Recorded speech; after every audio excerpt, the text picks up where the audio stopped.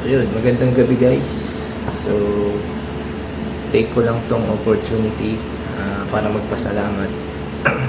Siyempre, unang-una kay Lord. Hindi niya talaga ako pinabayaan from day 1 to day 2.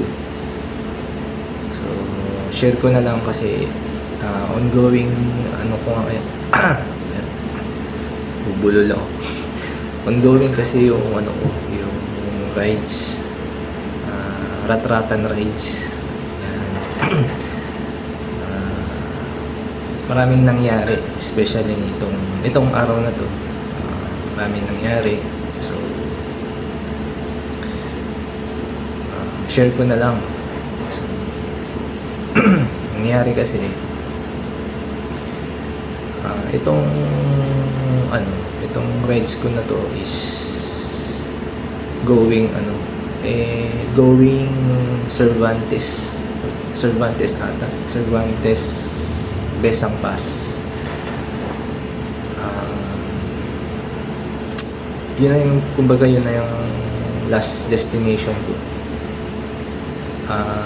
Besang Pass to papuntang Vigan, yun, Ilocos. Kaso hindi kinaya ng araw talaga.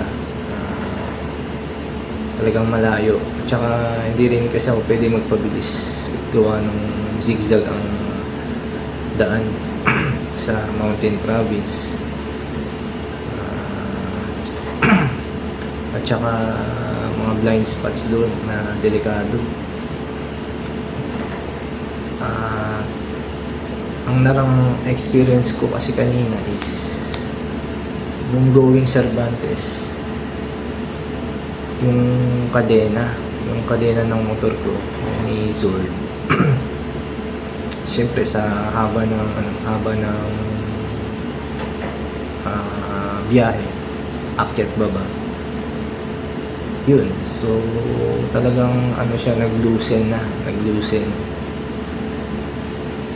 Doon ko na naramdaman nung paakyat na ako going Cervantes. Paakyat na ako, gumagano na yung kadena. So kinabahan ako kasi pwedeng kumalas, pwedeng ma-break yung kadena. Siyempre major problem pag nangyayari yun. Pag nangyari yun, wala, pagugulungin ko yung motor sa paano ako makakarating sa baba. So luckily talaga na hindi ako pinabayaan ni Lord. At may mga special talaga na tumulong. Kaya ito, sinishare ko ngayon na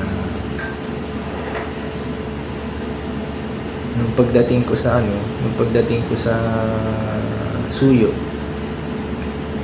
ang tanong-tanong na ako doon kung saan yung mga malapit na vulcanizing, basta yung mga mekaniko nag-aayos. Wala talaga. So kasi nabot na ako ng gabi, dilim, tapos madilim pa, wala pang mga poste. Alalay na lang ako sa takbo, mabagal na lang talaga. Tapos ano pa ba, ayun, hanggang sa makarating ako sa baba, talagang tsinaga ako.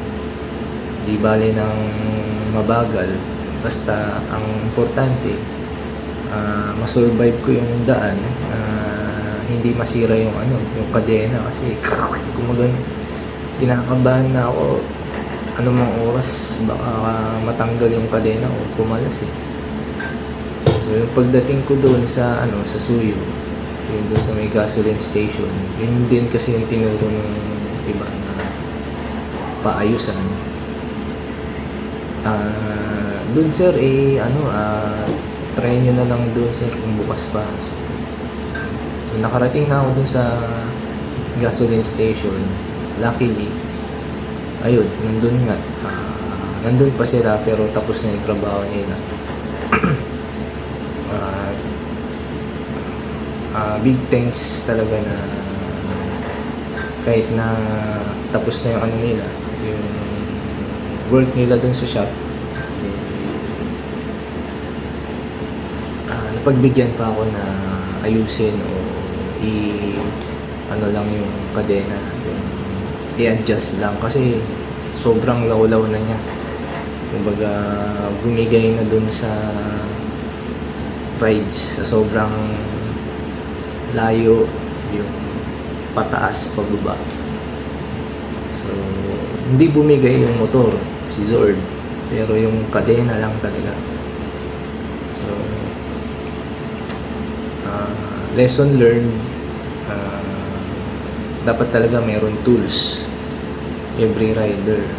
Tsaka yung time kasi na iniisip ko is sinabol ko yung oras. So yun na mislook ko yung kadena talaga. So na-realize ko lang talaga na ganun yung nangyari. At yun, so malaking pasasalamat ko sa Suyo Ilocosur Brothers. Ayan, Suyo Ilocosur Brothers na lang yung itatawag ko sa inyo. Na-appreciate ko yung tulong, yung pagbibigay ano pa sa akin. Kasi mula doon sa shop nila papunta dito sa baba, malayo pa talaga. So kung wala akong nakitang vulcanizing shop or mag-aayos, kasi wala akong tools hindi ko rin maano yung motor maabutin ako ng umaga doon sa kalsada. Kaya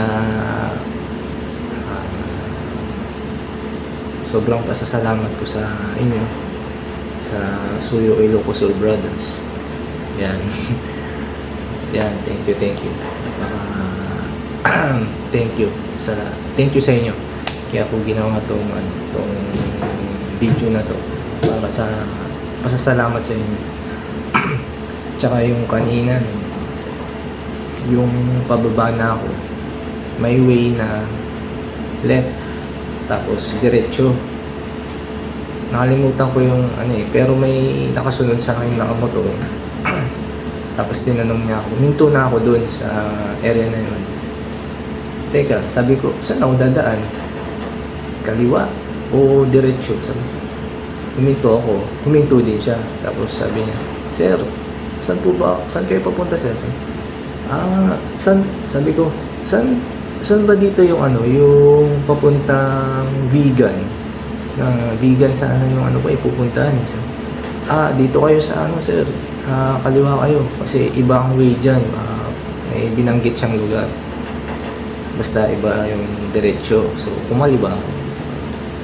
Yun, appreciate ko talaga yung ganun. Maliit na bagay. Konting lang. So, nakaka ng puso. So hindi ko makakalimutan yung Suyo Ilocosur. So